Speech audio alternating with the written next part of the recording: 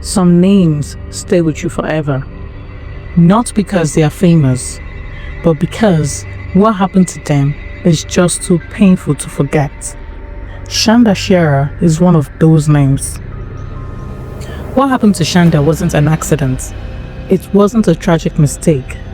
It was planned. It was executed. And worst of all, it was carried out by 4 teenage girls. Not grown men, not a serial killer, girls. This is a story of jealousy, manipulation, abuse, and a darkness that spread like wildfire.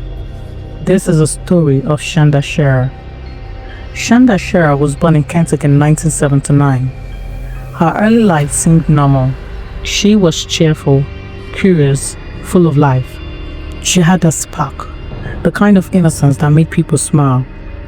Her parents had divorced when she was very young. Her mother, Jackie, had custody, and she tried her best to raise Shanda right. They moved around, eventually settling in New Albany, Indiana, a small town where Shanda could start afresh. It was there that she entered Hazelwood Middle School, where everything changed. She was the new girl, bright, sweet, with a thick Kentucky accent. She stood out, and that's when she met Amanda Havering. Amanda was older, she was rebellious, she wore baggy clothes, played basketball, and didn't care what anyone thought. She noticed Shanda, and so the two grew close, maybe too close. They began passing notes, whispering in the hallway, secret glances in class. It quickly turned from a friendship into something more. Maybe love, maybe confusion. Shanda, who had recently come out as a lesbian, found herself navigating the confusion and excitement of young love. For Shanda, it was new, exciting, a little dangerous. Her letters to Amanda were filled with affection, and Amanda responded in kind. However, things took a turn when Shanda's mother found one of these letters. Upon reading it, she was horrified. To her, the relationship was inappropriate, and she did everything she could to discourage it. She reprimanded Shanda harshly, forbidding her from continuing the friendship with Amanda. But despite her mother's objection, the bond between the two girls remained strong. Their secret world of letters continued in the background, and that caught the attention of someone else, Melinda Loveless, Amanda's ex-girlfriend. She was jealous, possessive, and emotionally unstable. Melinda was a troubled girl with a complicated and difficult past. Her presence quickly caused tension, with an angry expression and a volatile personality. Melinda was the type of girl who stirred trouble wherever she went. She was not only resentful of Shanda and Amanda's friendship, but was also struggling with her own complicated feelings and anger. Melinda didn't just want Amanda back, she wanted Shanda gone. Melinda couldn't let go. She began sending threatening notes to Shanda. She followed Amanda, she watched Shanda. She was planning something, and no one, not the teachers, not the parents, not Amanda, saw the danger in time. Melinda had hate, but hate alone doesn't kill. It needs help. It needs followers. In January 1992, Melinda began reaching out to other girls. Not friends, just acquaintances. But they all had one thing in common: broken pieces of their own. It started with Melinda Loveless, a 16-year-old girl battling demons no one saw. She came from a broken home. Her father, Larry Loveless, was a deeply disturbed man, violent, abusive. He terrorized Melinda, her sisters, and even her mother, and things she witnessed as a child no child should ever see. Her trauma grew into rage. By the time she met Amanda, Melinda had already tasted heartbreak, betrayal, and neglect. So when Amanda left her for Shanda, a bubbly 12-year-old, Melinda snapped. In her eyes, Shanda was the reason she lost control again, and she wasn't going to let that go. But Melinda didn't act alone. On the night of January 10, 1992, she gathered 3 girls, each one with their own wounds, their own weakness. Laurie Tackett, 12 years old, the most dangerous of them all, raised in a deeply religious home with a mother who preached fear instead of faith. Laurie was fascinated by the cult, horror, and pain. She's been institutionalized before. She claimed to see and speak with demons. She didn't just agree to Melinda's plan, she embraced it. Then there was Hope Rippey, 15 years old. She was quiet, impressionable. She had a troubled relationship with her parents and wanted desperately to fit in. Melinda saw that and pulled her in. And finally, Tony Lawrence, 15 years old. Soft-spoken, timid. She'd been through trauma too, assaulted by a relative at a young age. She didn't want to go that night, but she did, afraid to say no. 4 girls, 4 different paths, and one plan that could destroy them all. That night, Melinda revealed her plan to scare Shanda. She brought a knife, dressed in black. She said they'll lure Shanda out and teach her a lesson. No one truly believed how far it could go. Shanda Sharer was in her bedroom when the knock came. She peeked out of the window. She didn't recognize the 2 girls, Tony Lawrence and Hope Rippey, but they said Amanda wanted to meet her. Amanda, the girl Shanda liked. Shanda hesitated. It was already late, close to midnight, but her heart said yes. Her mother had tucked her in hours ago and couldn't even notice she was gone. She slipped on her jeans, a hoodie, and some high-topped sneakers. Then she climbed out of the front door into the night. They told her they'd take her to Amanda. Instead, they drove her to an abandoned place known as the Winch's Castle, an old stone house in the woods. There, Melinda jumped out. Shanda was terrified. Melinda screamed, threatened, and taunted her. She pulled her by the hair, slapped her, shouted about Amanda. The girls took turn mocking Shanda. Some hesitated. Tony was terrified. Hope was unsure. Laurie encouraged it all. But it didn't stop there. They shoved Shanda into the car, and what followed was a long night of torment.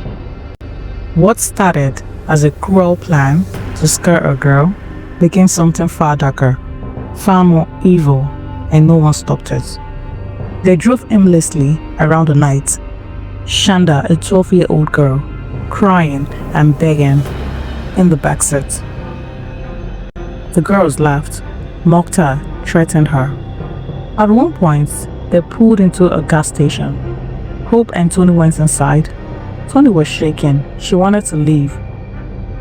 But Laurie and Melinda, they were fully committed now. They drove Shanda to Melinda's house where her parents slept. There, the real horror began. They tied Shanda up with rope. They stripped her and beat her. They stabbed her repeatedly. Melinda was enraged, screaming about Amanda, accusing Shanda of stealing her. Shanda begged them to stop. She cried for her mom. She promised to never talk to Amanda again. She said she was sorry. She screamed, but they didn't stop. They shoved her into the truck, and as the car drove through the dark black roads of Indiana, the girls could hear her moaning, crying, still alive. So they pulled over, opened the truck, and beat her again. Still, Shanda lived. Sometimes, the cruelty doesn't end quickly. It drags on until the soul has nothing left to fight with. This was one of those times. It was just before sunrise, January 11, 1992, after hours of torture. Shanda Sharer, bruised, bloody, barely clinging to life, was still breathing in the truck of Laurie's car. That's when the girls decided to finish it. They drove to a remote field near Madison, Indiana. There, they found an old country road, hidden behind a row of trees. Laura poured gasoline into a 2-liter soda bottle. Hope helped carry Shanda, her body limp, her breathing shallow. They placed her on the ground, like a broken doll, wrapped her in a blanket, drenched her with gasoline. Then, Melinda lit the match, and with a sickening burst of flames, they watched as the fire consumed what little life remained in Shanda Sharer's body. They drove off in silence. Hours later, a man driving through the countryside saw smoke, thought it was a bushfire. But as it got closer, he saw the outline of something horrifying, something human. The police were called. At first, they had no idea who the victim was. The body was burned beyond recognition, but clues began to surface. By the next day, Shanda's mother Jackie was frantic. Her daughter hadn't come home. She called friends, she called the police. She knew something was wrong. Meanwhile, the girls were trying to return to normal. They ate breakfast at McDonald's. Melinda even joked that Shanda's body looked like a barbecue. After Shanda was murdered in the early hours of January 10, 1992, Melinda Loveless and Lori Tackett returned to Amanda's house later that day. Melinda reportedly smiled and bragged about what she had done. According to the testimony, she said something along the lines of, "You know that girl you liked?